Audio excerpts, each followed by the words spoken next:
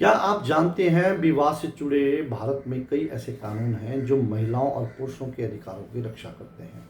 चाहे बात शादी की हो, चाहे बात तलाक की हो, चाहे बात डोमेस्टिक वायलेंस की हो, चाहे बात आपकी मेंटेनेंस की हो। मैट्रिमोनियल केसेस से 10 ऐसे कानून हैं जिनके बारे में हम सब भारतीयों को पता होना चाहिए।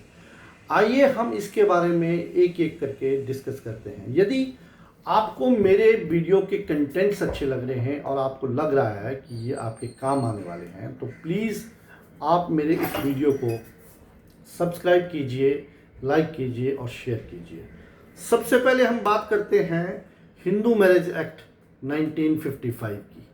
ये कहता है कि जो लोग हिंदू हैं, सिख हैं, बौद्ध हैं और इन समुदायों में से किसी भी समुदाय के हो तो हिंदू मैरिज एक्ट 1955 उनके ऊपर लागू होता है। दूसरा आता है special marriage act 1954।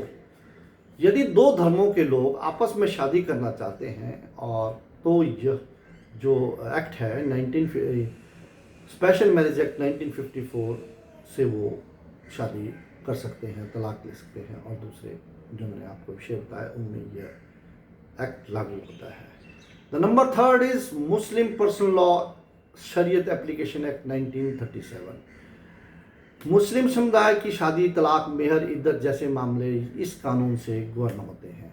The number fourth is Indian divorce act 1869। यह कानून भारत में ईसाइयों के लिए तलाक और वैवाहिक विवादों में लागू होता है। Number 5 Parsi marriage act and divorce act 1936। Parsi समुदाय के विवाह और तलाक जैसे मुद्दों को यह कानून डील करता है। Number 6 foreign marriage act 1969। अगर कोई भारतीय नागरिक विदेश में शादी करता है तो यह कानून उसे भारत में वैध मानता है, जो फॉरेन मैरिज एक्ट 1969 है। Number 7 protection of women and domestic violence act 2005।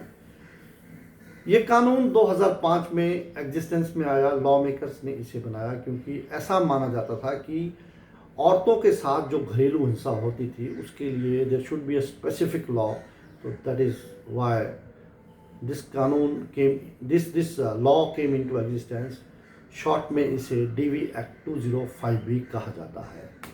Number 8 dowry prohibition act 1961। दहेज लेना देना दोनों अपराध हैं। दहेज लेना देना दोनों अपराध हैं।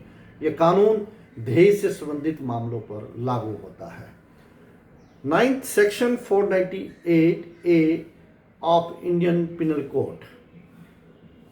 यदि पति या ससुराल वाले महिला के साथ मानसिक और शारीरिक क्रूरता करते हैं तो यह धारा लागू होती है।